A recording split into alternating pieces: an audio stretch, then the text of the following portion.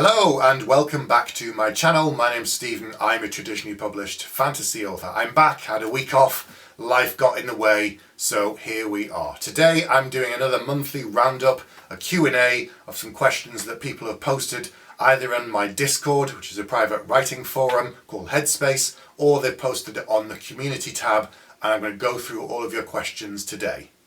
The first question that was sent in was, I'm trying to get traditionally published, but I need to do a lot of research into agents, editors and publishers.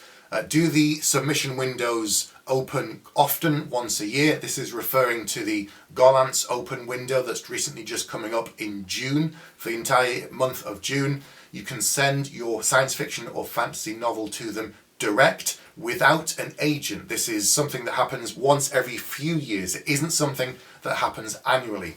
Because of the pandemic and other things, I think the last time Gollancz did it was something like 2018 or 2019, so it has been a while. But they also said, where do we go to find agencies for epic fantasy and so on? So if you're not doing the Gollancz open submission window because your book isn't ready, and if you're watching this perhaps later, then what you can do is you have to send your book through an agent to one of the main publishers. You cannot normally go direct. These open windows happen every now and then, as I've said, and they're fairly rare. Earlier in the year, there was one for Angry Robot, and now there's this one for Gollancz. But most of the time, it's just not the done thing. So how do you get an agent and where do you look for one? The two main places I would recommend are the Writers and Artists Yearbook. This is something that comes out every year. It's kind of like this massive dictionary Bible-like thing, and it has all of the information in there about all of the agencies, all of the agents, all of the genres that they cover for fiction and also non-fiction. So if you're looking at that kind of thing, there is information in there as well. And it gives you their website, their name and so on. You can then use that as your basis for your research to go online, look at the agents, find out more about their wish list, because a lot of them will say in their description the kind of books they enjoy, the kind of thing they're looking for. So you need to kind of really personalize it. You need to make sure that what you're writing is a really good match for that agent. So if they say, I don't handle fantasy, but I handle sci-fi, and you send them a fantasy book, that just shows you haven't done your research. So start with a Writers and Artist Handbook as a sort of basis, as a foundation, and then go off and do additional research yourself. The other thing you can try is Query Tracker. This is a great website that's free. You can go on and source information on a number of different agents according to genre and all of this kind of stuff. The other thing I should say is if you're based in the UK or US or pretty much anywhere else in the world and you're writing within the English language, you don't only have to look for an agent within your own country. So there are some authors I know in America who have UK agents and vice versa. For me, I live in the UK. My agent, by coincidence, is also in the UK, in London. But I know Andrea Stewart, who wrote The Bone Shard Daughter. She has the same agent as me. And obviously she lives somewhere in America, and Juliet Mushin's, our common agent, is in London. So it doesn't have to be on the same continent. It can be handy, it can be nice, but it doesn't always work out that way.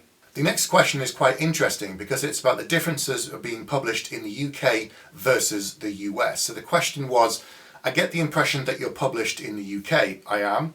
What are the key ways that my experience and advice of British publishing industry differs from what authors in the US get and what they talk about? Because they couldn't find much information about this. So I can talk about it from my perspective and what I know about some of the key differences, but in the most part I don't think it's too different. My first two trilogies were published by Orbit Books. Orbit is a global business, essentially a global publishing house.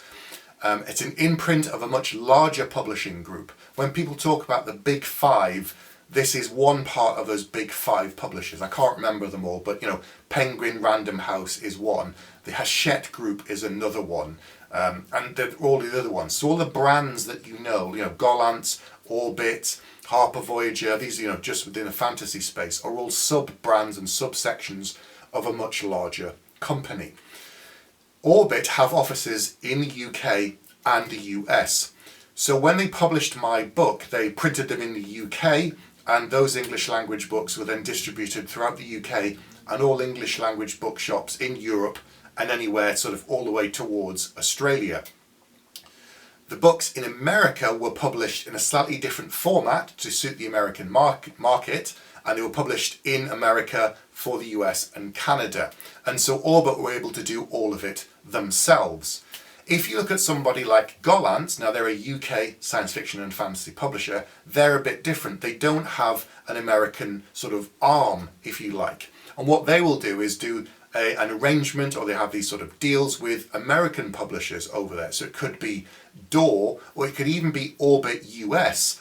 I know that, for example, Joe Abercrombie, who's published by Gollancz in the UK, he has had some of his US books printed by Orbit US, and it's distributed and sold over there. So there's this difference between the way it works. And equally, if you were published in America, you live in America, your first publisher is American, it could be Door, it could be, anybody, like, could even be Orbit US. When it comes to the UK, they'll find a partner or they'll extend it, and it goes all the way across there.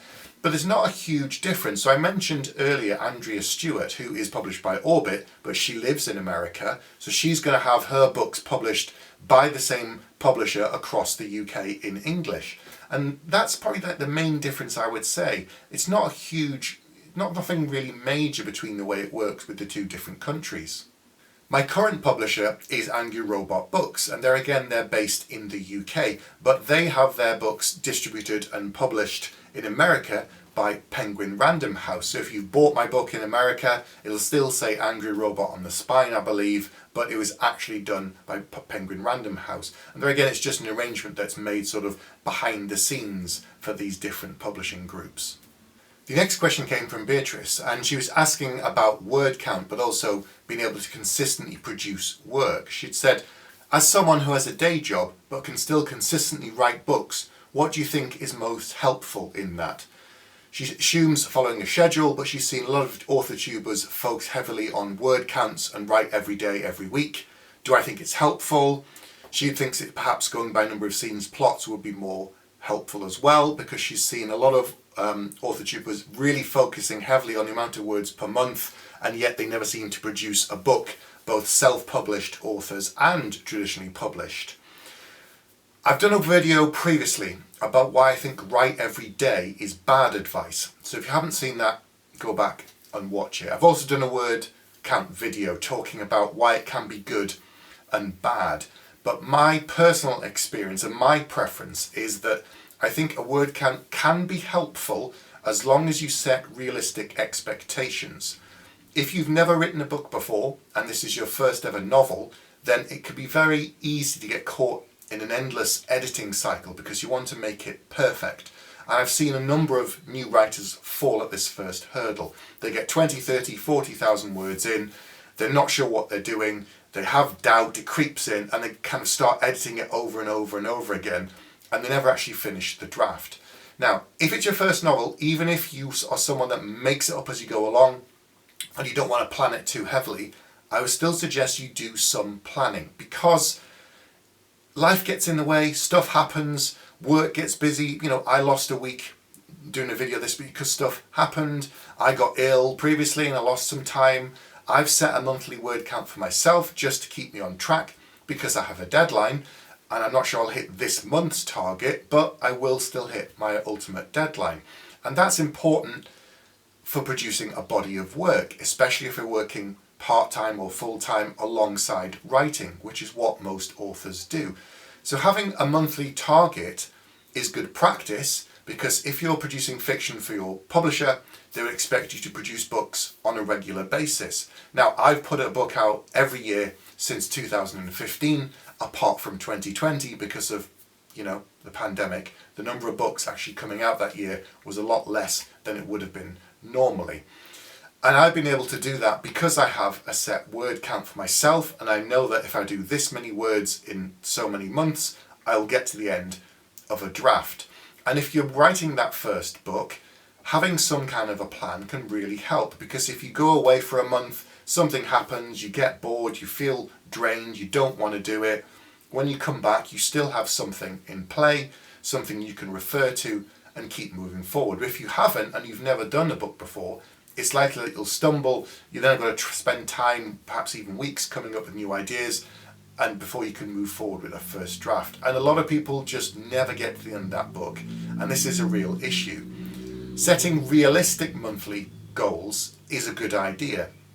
NaNoWriMo, I spoke about this a couple of videos ago, where I think it can be good, but can also be quite detrimental because it gets you in this kind of weird cycle of guilt. And also, if you have a target of, say, 30,000 words a month just for yourself to try and get to the end of the book, and then you don't meet that in the first month, and then you've got to try and make it up the second month, you get caught in this awful guilt spiral again, and that can spin off and self-doubt can creep in. So set a modest and reasonable word count to begin with and see if you can do that. 10,000 words, try that. See if you can do 10,000 words, because if you can do that over the course of a year, then you've got a book. And that's really, really important, getting to the end of the book. I keep saying it because it's so important. So having a reasonable word count is something that works for me. And I think it can work for some people as long as they go in with the right attitude and use it as a guide, not as something that if you fall behind, you kind of have to beat yourself up about it. Because writing is a marathon. It takes a lot of practice. It takes a lot of effort to get into the rhythm to start doing it. And with everything else going on, as I said, I've got a full-time job, I've got friends and family and a social life that I want to do, so fitting it all in is difficult. And if you're not published, you don't have a contract, and you're trying to get an agent, in some ways it's slightly easier because you don't have that additional pressure of a publisher and someone else saying, okay, you've got another 6 months, how are you getting on with the book? And you haven't made a start. So enjoy the freedom in a way, and if you want to take a month off, you can. There's no one saying you have to produce a book within the 12 months or the 2 years or whatever it might be. Once you get to the end of that first draft, that's when the real work begins. And that first draft will be rough. It will need a lot of work. It will need perhaps gutting and reorganizing, a lot of development, but you can't get to that stage. You can't start improving it until you've finished it. So having a reasonable target that keeps you on track with some kind of a plan in place, so that if you have to take a time out and come back, you can carry on and keep going forward and maintain your momentum. Those are the key things I would say, but purely focusing just on word count and nothing else is not a great way to go. The next question came from Jade, and she asked, before getting represented by an agent, how did you overcome self-doubt regarding your writing? And has your writing process changed with each book that you've written?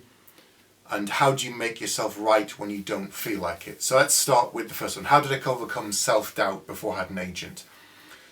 So when I first started writing them, I was quite young and I was submitting books through the post. It wasn't email. In those days you couldn't do that. And I did get some feedback from my friends and family, but not a lot, because most of them weren't fantasy readers, and asking them to read a full book is really quite a challenge. So I was doing a lot of it blind. But I did attend a lot of events and try and absorb as much information as I could from publishers, other published authors, editors, and anybody else who went to these panels. And I tried to absorb what they've said, look at my work and think, is it up to standard? If I'm being completely honest, is it good enough? And with the first couple of books, I knew that it wasn't. I knew that I wasn't there yet, and I had to work harder. I was reading fantasy consistently all the time that I was writing it. So I'd look at my book, look at what they had produced and think, yeah, now that I've got some distance from it, is it really great? And my answer was no, it isn't. But when you're in the middle of a book and you're first writing it, and you think it's great because you're having so much fun with it, or at least I am. I'm generating the ideas, I'm working on it, I'm driving it forward. But then when you get to the end and you have some distance and you look back and then you start editing it, you can see some of the cracks a lot more clearly. As for how I kept going, you have to be a little bit of an egomaniac to some degree. You have to have some belief in that your work is good enough, or that can become good enough, that you have some skill or at least some talent to keep producing stories that will gradually get better, because writing, like anything else, takes practice and you have to do it over and over and over again.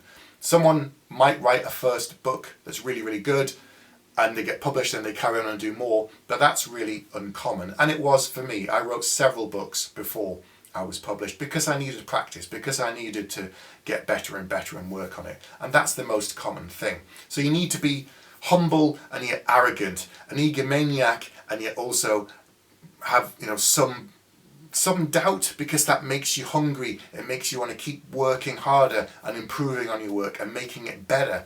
And that's all I can say really of how I overcame it, just by I really want to do this, I'm determined to do this, and nothing is going to stop me. But I understand that I have to work and get better with my books, and that's pretty much what I did. The second question was, has my writing process changed with each book that I've written? Not really. Most of the time I plan my books. I have tried in the past making a book up completely just to see if that was a better approach, and it didn't work for me, and the book was an absolute disaster. So I thought, right, that tells me that's not for me, that's not what I'm going to do. I typically plan my books, but I leave gaps on purpose. I know that some authors have really, really detailed chapter breakdown of every single thing that happens in a chapter for the entire book, and then based upon that, they then write it. I need to have some wiggle room, some creativity, some gaps, so that there is creative leaps when I start writing it. So I'll know the character arc of all the different characters in the book. I'll know the main beats of the book, the beginning, the middle, the end, and a number of milestones along the way.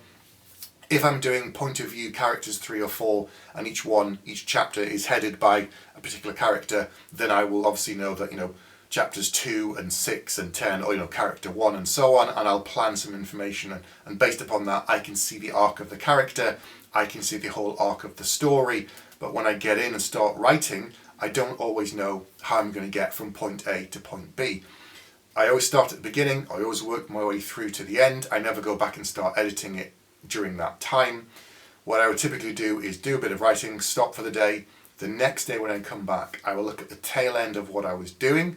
If it was the end of a chapter and I'm starting a new chapter, then I won't. But if I'm in the middle of something, I'll look at it, maybe fiddle with it a little bit, get my head back in the same space, and then I move forward and keep the momentum going. If I think of things that are more major that I want to change, I make a note of them, write them down separately as a list of things to do once the draft is finished. Because when I get to the end, I will look back at these notes, and sometimes they still work and I think they're applicable.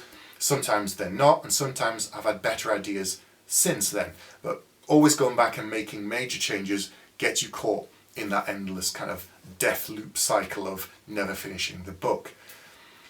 I always write with music, typically soundtracks, nothing with any words, because then I'm listening to that. I'm essentially using soundtracks as things to spur certain emotions for me, or effectively a white noise generator in some ways. It puts my head in a particular space, and my brain knows that when I sit down at my desk and have this kind of music on, right, this is writing time, and it's like anything else, it's a muscle. I just kind of build up a rhythm, and that's stayed with me for all of the books that I've done.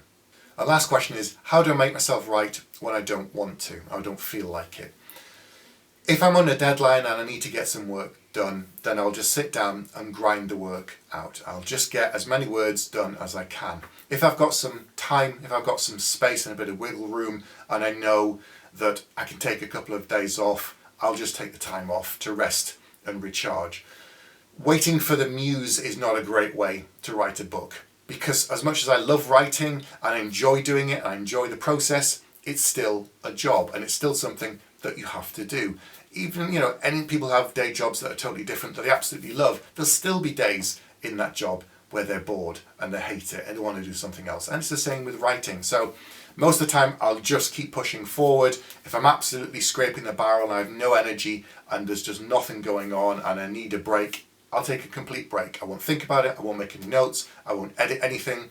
I'll just take a time out, relax, go and do something else. And that kind of recharges the batteries as well, and then come back and start working on it again. I've got a couple of other questions that people have sent in, but I'm actually going to do another video very soon and talk about them, because one of the questions is going to be quite a lengthy thing. So if you do have any questions about writing, publishing, how it works, anything like that, or anything to do with getting an agent and so on, there will be a post on the community tab. You can post it on there. If you're interested in joining Headspace, there's a link to my Patreon below. That's a private writing Discord where we post work and I help individuals and we all help each other work on our material. And of course there's the Gollancz open submission window throughout June. So if you need feedback on your synopsis or anything like that, this is a good place to join if you don't have something already. Right, that's it for today, but I will be back very soon with another video.